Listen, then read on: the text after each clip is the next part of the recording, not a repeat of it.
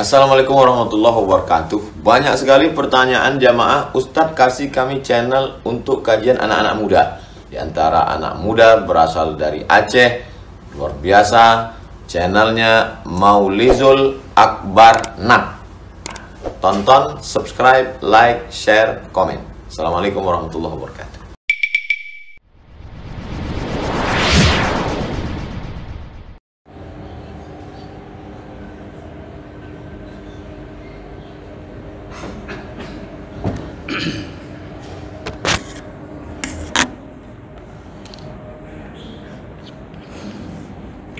إن الحمد لله نستعينه ونستغفره ونعوذ به من شرور أنفسنا ومن سيئات أعمالنا من يهده الله فلا مضل له ومن يضلل فلا هادي له أشهد أن لا إله إلا الله وحده لا شريك له وأشهد أن محمدا عبده ورسوله الكريم اللهم صل وسلم على نبينا المصطفى محمد وعلى آله وأصحابه أجمعين أما بعد فيا عباد الله اتقوا الله وقولوا قولا سديدا يصلح لكم أعمالكم ويغفر لكم ذنوبكم ومن يطع الله ورسوله فقد فاز فوزا عظيما.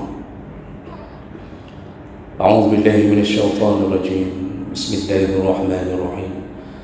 وأما من بخل واستغنى وكذب بالحسنى فسنيسره للعسرى. Segala puji bagi Allah, kemudian salawat dan salam kepada Rasulullah, pada keluarga dan seluruh sahabat-sahabatnya yang Allah muliakan, insyaAllah.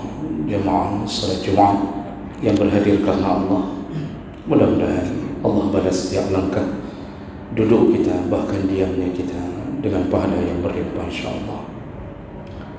Jemaah rekan Allah, setiap manusia menginginkan kebahagiaan. Tidak ada yang bercita-cita untuk menderita. Bahkan tak berani seorang pun berdoa untuk menjadi miskin. Dan itu tujuan yang sama. Itu fitrahnya manusia. Namun yang patut kita ketahui, yang bisa membuat bahagia dan menderita adalah Allah Subhanahu wa ta'ala. Kali ini, dalam waktu yang singkat ini, mari kita lihat berdasarkan ayat dan hadis Nabi. Ternyata ada janji Allah, ada janji Nabi yang menyatakan tentang ada orang-orang yang akan dibuat susah hidupnya oleh Allah Subhanahu wa ta'ala. Jadi Allah memaksa di setiap jengkal kehidupannya, dia akan menjadi susah, dia akan menderita, dia tidak akan menemukan kebahagiaan. Dan itu bisa didapatkan dari berbagai lini kehidupannya. Allah persempit rezekinya, Allah cabut keberkahan hidupnya, Allah buat rumah tangganya porak-poranda, disibukkan kehidupannya dengan kenakalan anak-anaknya. Dan bisa jadi ekonomi yang tak pernah meningkat, atau bahkan punya harta tetapi tak pernah membawa kepada kebahagiaan. Siapakah mereka? Ada 3 sifat. Pertama, yang disebutkan dalam satu ayat oleh Allah, yang dijamin oleh Allah pasti mereka akan menderita hidupnya, disusahkan hidupnya oleh Allah.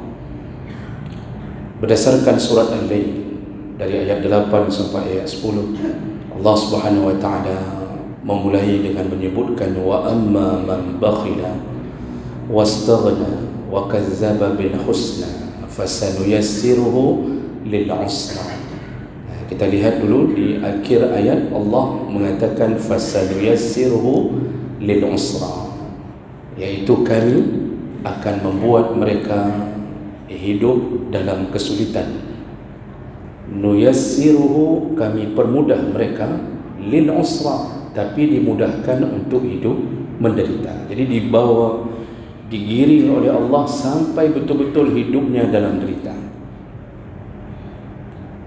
Nah, siapakah mereka? Yang pertama, wa amma man bakhila, yaitu orang-orang yang bakhil, yang pelit, orang-orang yang tak suka memberi untuk Allah. Allah tak butuh pemberian kita. Allah hanya menginginkan apakah kita tahu diri bahawa kita diberi Allah Subhanahu wa taala harta, bukan kita yang mencari. Hanya itu yang diinginkan Allah. Allah tak butuh harta kita. Makanya orang-orang yang bakhil dibenci oleh semua makhluk Allah. Malaikat pun membencinya. Kata Rasulullah sallallahu alaihi wasallam, ma yusbihul ibad, ketika seorang hamba melalui hari-harinya dari waktu pagi, illa malakani, ada dua malaikat, fayaqulan, malaikat itu selalu mendoakan orang yang dikawalnya. Dan apabila orang itu dalam keadaan suka bersedekah, maka malaikat berdoa, Allahumma a'ti mumfiqan khalafa, ya Allah, gantilah harta yang telah disedekahkan oleh orang ini. Dikabulkan Allah, maka orang yang bersedekah terus bertambah hartanya, terus bertambah kebahagiaannya. Malaikat kedua berdoa bagi orang yang pelit, bakhil, Allahumma a'ti mumsikan talafa, ya Allah, hancurkan harta orang ini. Disitulah didengarkan doanya para malaikat. Maka Allah mulai menyusun skenario bahawa dia dibuat menderita, dicabut keberkahan dalam hartanya. Rasulullah pernah memberi nasihat kepada anaknya Abu Bakar, Asma binti Abu Bakar. Kata Rasulullah, ya Asma, wahai Asma, la tuki fayuki alaiki. Asma, jangan engkau pelit. Ini nasihat, bukan bermakna Asma pelit. Ini perkataan Nabi kepada anak kekasihnya Abu Bakar. Jangan engkau pelit. Fayuki alaik, kalau engkau mulai bakhil, engkau mulai pelit, maka Allah pun akan menahan hartanya kepada Allah. Dalam hadis yang riwayat berbeza juga dari Asma binti Abu Bakar, Rasulullah menasihati dengan kalimat yang berbeza. La tuhsi, kata Rasulullah, wahai Asma, janganlah engkau menghitung-hitung, menahan hartamu. Fayuhsidlah alaik, kalau engkau lakukan itu, engkau berat memberi sedekah, engkau tak pernah berwakaf, engkau tak lakukan apapun untuk agama ini, maka Allah pun menahan hartanya untukmu. Maka apa yang terjadi, jemaah melakukan Allah, bisa ditebak. Orang yang bakhil dipersulit hidupnya oleh Allah. Sejatinya dia punya banyak tawaran dari koleganya, dari teman-temannya. Mungkin banyak pekerjaan yang akan ditawarkan, tapi karena teman tersakiti dengan perasaan pelitnya, mereka menyembunyikan informasi apapun. Kita kehilangan sahabat, kita kehilangan teman. Tak ada yang mau mengajak kita duduk bersama karena pelitnya kita. Orang miskin tak pernah terucapkan doa kepada mereka yang tak pernah memelihara mereka. Kalau orang yang suka bersedekah, kita berikan apapun yang kita punya semampunya. Mengalirlah doa dari orang-orang fakir, dari orang-orang miskin. Menetes air mata, keluar kalimat, ya Allah, berkahilah mereka yang telah memberi untuk kami. Allah kabulkan doa orang miskin lebih cepat daripada doanya orang kaya. Hiduplah bahagia apabila banyak bersedekah. Ini penyebab hidup susah yang pertama. Maka kalau mau hidup bahagia, banyak-banyak sedekah. Takkan hilang harta kita dengan bersedekah, takkan berkurang. Bahkan takjub ketika kita membaca satu hadis, siapa yang bersedekah dengan sebutir kurma di dunia, ini hadis Bukhari Muslim, ketika dia mengambil kembali kurmanya, ternyata bukan lagi dengan jumlah sebutir, tetapi telah menjadi bukit-bukit kurma, disuburkan oleh Allah Subhanahu wa taala. Bayangkan sebutir, nanti di akhirat menjadi gunung-gunung kurma. Maka paksakan diri, jangan ikuti bisikan syaitan, karena asyaitanu ya'idukumul faqra. Syaitan selalu membisikkan bahawa engkau akan fakir kalau engkau beri sedekah, kalau engkau bantu anak yatim untuk bayar SPP-nya, bagaimana SPP anakmu, kalau engkau beri kepada fulan, bagaimana nasib istrimu yang meminta belanja ini dan itu. dibuat oleh syaitan perasaan fakir, maka tidak jadi-jadi sedekah. Nah, ini penyakit pertama yang akan membuat hidup susah. Yang kedua, wastaghna. Allah sambung berikutnya, orang yang akan dipersulit hidupnya oleh Allah adalah istaghna. Istaghna itu iaitu tidak membutuhkan Allah. Nah, jadi merasa cukup. Sombong, dia tak butuh Allah. Apa ciri-cirinya orang tak butuh Allah? Karena dia tak butuh rahmat dari Allah, tak butuh keberkahan dari Allah, maka dia tak bersujud di hadapan Allah. Ketika datangnya Ramadan, dia tak puasa karena dia tak butuh Allah. Dia tak pernah bayarkan zakatnya. Ketika punya uang, tak perencanakan untuk berhaji karena dia tak butuh Allah. Maka Allah pun membalasnya dengan bagaimana Allah buat hidupnya dipersempit oleh Allah Subhanahu Wa Taala. Makanya semua pelaku maksiat yang tak solat Jumaat, ya, yang menahan-nahan harta, mobil 2 di rumah tapi haji tak pernah daftar, ya, harta melimpah tapi zakat tak bayar, semuanya dipersulit hidupnya. Nampaknya kaya tapi kepalanya penuh dengan masalah. Istrinya mungkin bisa dia dapatkan dengan kecantikan seorang istri, tapi tak membuatnya bahagia. Maka banyak orang-orang yang lupa sama Allah semakin sulit. Seorang kuli bangunan mungkin tak pernah salat, tak pernah puasa, hidupnya hanya menunggu-nunggu kapan pekerjaan proyek berikutnya menggali parit. Dengan Rp100.000 dia dapatkan sehari, tapi habis Rp90.000 sehari untuk rokoknya, untuk makannya. Tak pernah berubah hidupnya. Menikah tak sempat, uang tak bisa disimpan. Begitulah Allah atur hidup. Maka dia mulai mengatakan tak ada uang, tak ada harta, bagaimana mau menikah, dan seterusnya. Dibuat sulit hidupnya oleh Allah. Kenapa? Kesombongannya. Maka ahli maksiat itu akan dibuat sulit hidup oleh Allah. Kemudian Allah sambung dengan mengatakan wa kazzaba bil husna. Perkara ketiga yang akan membuat hidup susah adalah orang-orang yang mendustakan al-husna. Apa itu al-husna? Pandangan yang paling banyak dari para ulama tafsir yaitu al-husna adalah janji-janji kebaikan Allah Subhanahu Wa Taala. Dia tidak percaya tentang janji-janji Allah Subhanahu Wa Taala. Tak ada kerinduan untuk masuk surga karena dia tak yakin surga itu indah. Dia tak yakin bahawa surga itu telah disiapkan oleh Allah SWT. Dia tak percaya bahawa Ramadan datang untuk mengampunkan dosanya, untuk memberikan pahala sebanyak-banyaknya. Ramadan datang untuk membuat orang sebanyak-banyaknya masuk surga. Dia tak percaya. Akibat tak percaya, dia tak berusaha menyambutnya. Ini perkara iman. Dulu sahabat mendengarkan kalimat surga seperti melihat di hadapannya. Mungkin jemaah pernah mendengarkan salah satu riwayat yang sahih. Ketika perang Badar terjadi, seorang sahabat menunggu datangnya musuh dan dia sedang memakan kurma, sebutir di mulutnya, sebutir di tangannya. Lalu lewatlah Nabi di hadapannya. Lalu dia berkata, "Ya Rasulullah, seandainya aku mati hari ini, bagaimana nasibku ya Rasulullah?"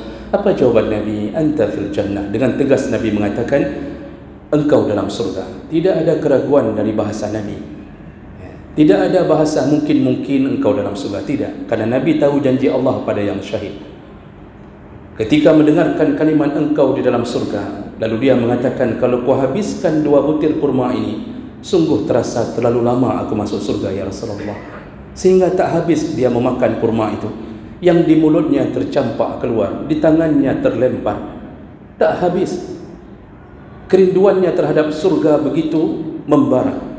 Padahal dia belum pernah melihat surga. Dia hunus pedang, dia terjun ke medan perang, lalu gugur sebagai syahid tanpa keraguan sedikit pun. Mereka lah orang-orang yang saddaqa bil husna, yang sangat percaya dengan janji Allah. Hari ini orang ditawarkan untuk wakaf, membuat sumur, lalu mulai di dalam hatinya, betul tidak dibalas Allah? Nanti ini sumur ini mengalir tidak airnya ke kuburan kita sebagai pahala jariah? Akibatnya tertahan. Dia habiskan harta untuk membeli sepeda listrik untuk anaknya. Dia habiskan untuk mengganti kulkasnya. Dia habiskan untuk membuat televisinya lebih besar incinya. Dia habiskan bersenang-senang untuk berbagai negara yang belum dia datangi. Tapi untuk urusan agama dia tak simpan. Kenapa? Dia dustai janji Allah. Dan Allah tak suka kalau hamba tak percaya kepadanya. Hidupnya susah, dipersusah oleh Allah. Nah, ini 3 perkara pertama berdasarkan ayat. Lalu yang berdasarkan hadis disambung oleh Nabi SAW, ada orang yang juga akan dipersulit hidupnya oleh Allah SWT, susah dunia, susah akhirat. Siapa mereka? Yang pertama, kita sambung, yang keempat berikutnya adalah yang suka menzalimi seorang muslim yang lain, mempersulit hidup muslim yang lain. Berdasarkan hadis dari Abu Sirmah radhiyallahu anhu, qala Rasulullah sallallahu alaihi wasallam, Rasulullah berkata, man darra musliman darahu Allah, wa man syaqqa musliman syaqqa Allah alaihi. Siapa yang menzalimi seorang muslim, maka Allah akan membuat hidupnya terzalimi. Dan barang siapa yang membuat seorang muslim hidup susah, maka Allah akan mempersusah hidupnya. Maka semua pekerjaan hari ini yang kita lakoni, lalu kita mengambil kesempatan untuk menzalimi, mempersulit urusan seorang muslim yang seharusnya tak boleh dipersulit, Allah akan mempersulit hidup kita. Sederhana jemaah melakukan Allah, ketika kita datang ke satu kantor yang seharusnya kita mudah mendapatkan lembaran yang kita inginkan sebagai seorang muslim, apakah kita ingin buat kartu keluarga, ingin buat KTP, lalu ternyata dia mengatakan, petugas mengatakan tidak ada belangkonya. Begitu mudahnya, tak ada belangkonya. Begitu kita keluar bertemu dengan seorang calo, lalu calo itu mengatakan biar kami yang urus.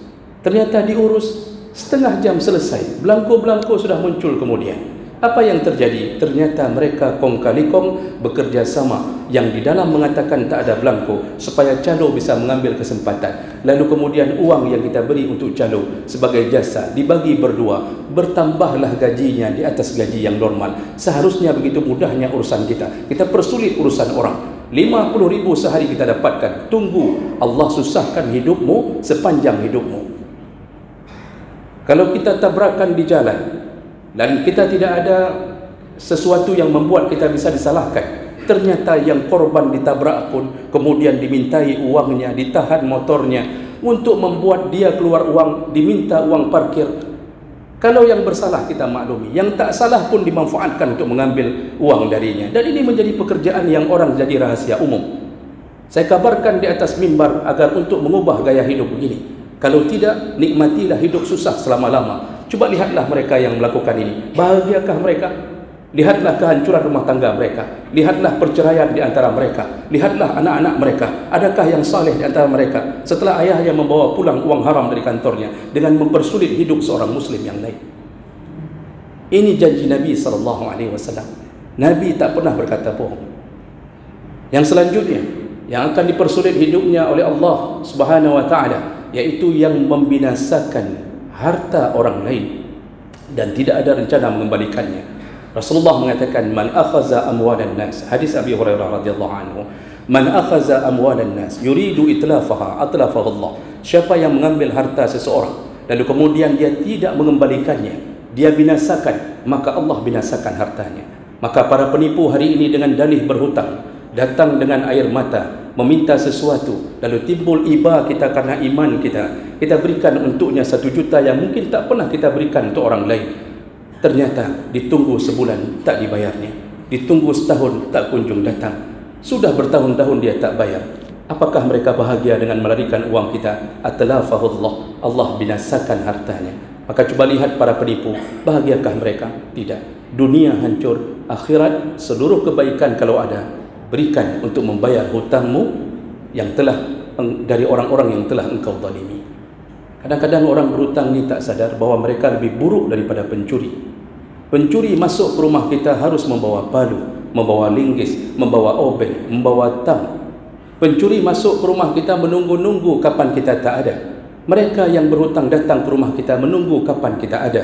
Tak perlu bawa obeng, tak perlu bawa linggis, cukup bawa air mata. Kumpulkan semua kalimat yang menyedihkan, mudahnya kita memberikan ke mereka. Pencuri mengobrak-abrik rumah kita, 5 juta dia tak dapatkan, kita kesembunyikan. Tapi Masya Allah, orang berhutang yang kita sembunyikan, kita keluarkan untuknya, ternyata ujungnya ditipu. Siap-siaplah susah di hadapan Allah Subhanahu wa taala. Dan yang terakhir yang akan disusahkan hidupnya oleh Allah, yaitu mereka yang terlibat dalam dunia riba. Dan ini janji Allah, yamhaqullahu riba wa yurbis sadaqat. Yang bertransaksi dengan riba, yamhaq, pasti hancur. Yang senantiasa bersedekah, yurbi, pasti Allah suburkan hartanya. Maka semua orang-orang yang pernah meminjam dengan dunia riba, pinjam sekian untuk modal bisnis, lihatlah Allah hancurkan bisnisnya.